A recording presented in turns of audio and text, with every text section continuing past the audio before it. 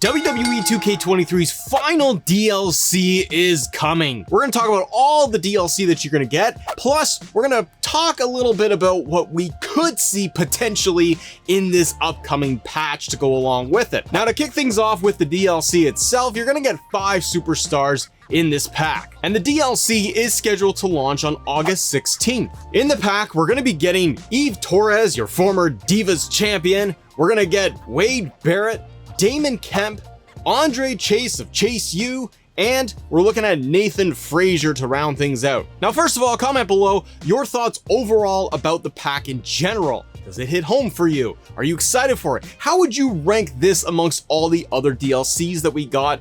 And I've seen this pop up a couple of times, but your thoughts on this year's DLC versus last year's. Which one do you think did it better, 2K22 or 2K23? Out of all the DLC that we got this year, right now, my top pack is actually the Pretty Sweet pack, where we got Pretty Deadly, the OC, Luke Gallows, Carl Anderson, and the NXT Women's Champion, Tiffany Stratton. I just find that with that pack, that's the one that I keep going back to, playing those characters out of everybody. Now, the Bad News U pack, we're still trying to wait to see, and we'll get the previews from 2K themselves very soon, but I'm waiting to see what character model they're going to use for Wade Barrett. I don't think that we're going to get Bad News Barrett with the beard. I think we're going to be getting that post-Nexus Wade Barrett version that we got with the jacket and the rose, and he's completely clean shaven. And Eve Torres, it's great to have a women's legend that's going to be included in here. I wish that over the whole DLC they did give us more when it was going to come to the likes of Tori Wilson, for example, Jacqueline Ivory, those ones to be able to add into the DLC. But I do think that I'll be playing as Eve Torres at least a couple of times. Now, Damon Kemp is an interesting one because Diamond Mine is kind of no more, right? But I do think there's a couple of things to go along with this, because at the time of the DLC coming together, I believe Diamond Mine was still together and they haven't done the full split. And what I think we could see here is a full faction entrance for Diamond Mine.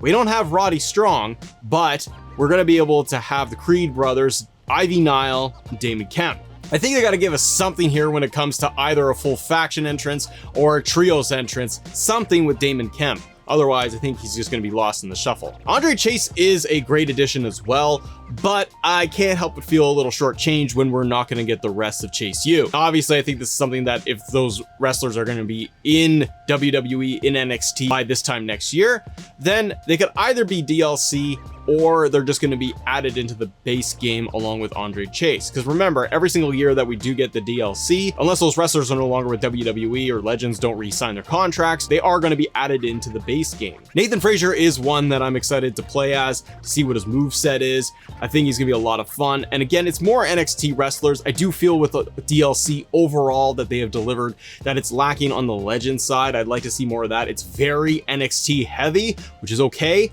but I do wish they added more Legends overall so we can kind of scratch that itch. Now, we talked about moves with Nathan Frazier. We do know that with every DLC, they're also going to be giving us a ton of new moves. Every single month with the DLC, they launch 30 to like 50 new moves that are going to be in the game, and they're going to be patched in to not only go along with the new wrestlers, but just with the patch itself. And that next patch could be a big one. Now, we're going to get the My Faction cards of the final DLC patched in there too, but that patch to go alongside the DLC could be a big one. It could also be a total flop and a whole big pile of nothing, but we could be seeing some new additions in the patch. So let's speculate here for a second. Each time we've gotten a new patch to go along with the DLC releases, 2K have released some more hidden stuff. Now, in the beginning, they gave us Mia Yim and Candice LeRae. They gave us Uncle Howdy added in with the DLC itself, but we haven't seen any additional free superstars in any other patches. And frankly, it's been a little disappointing. I gotta be honest. I've been waiting for a few of them, and I was hoping that they would do something here, but they have yet to release anything else. My hope here is that with this final DLC, they do roll out some more free wrestlers to go along with it. The ones that I think they could add into the game at this point, we could see Tegan Nox. I think Nikki Cross is an easy one they could add in. Bronson Reed, I feel at this point is a bit of a long shot because, well, they could easily have him showcased for next year, either as part of like a first DLC pack, or they would just put him in the base game itself. And then my wishful, hopeful thinking is the likes on the Legends side would be the likes of Ric Flair. Other updates we could see to go alongside the patch is going to be maybe the addition of more tired finishers, exhausted finishers in the game. They've been doing this for almost every single patch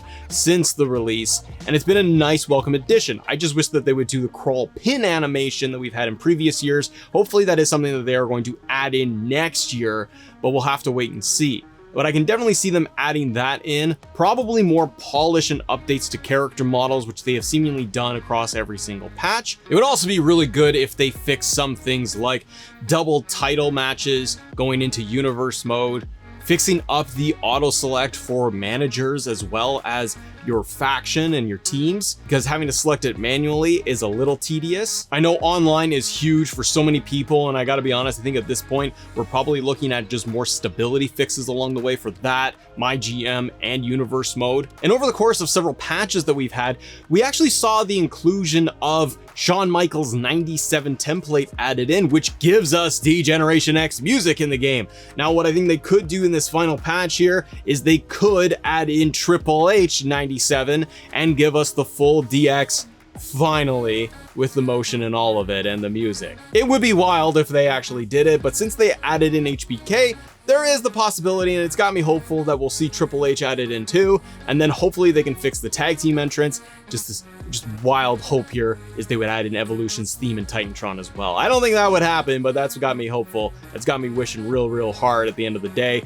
Also, fixing up RK Bro, as the template is there in the game, but we don't get the entrance motion ever for this game and last year's. RK Bro is not a thing, but it is there in the game, so I'm kind of hoping that they would add this in finally. Beyond this patch, it's hard to tell what we're gonna get down the road, because as we're into August and we get past the final DLC, 2K is working at 2K24, which in the earnings call that they did for Take-Two Interactive, they did confirm that 2K24 is coming out in 2024. So it looks to be slated for regular March, and they have not confirmed if it's going to be on last gen and current gen consoles or only the new gen, next gen consoles. We're still waiting to find out about that, but there are just a few more months where it looks like 2K would be supporting this year's game going into the fall and the holiday season, and then they tend to just kind of wrap things up with a few little stability patches. So to me, this feels like a big one. By the way, if you're having any issues when you're trying to download and get the DLC, because this pops up in the comments quite often, try to manually download it, whether you're on PlayStation or on Xbox. It doesn't always auto load.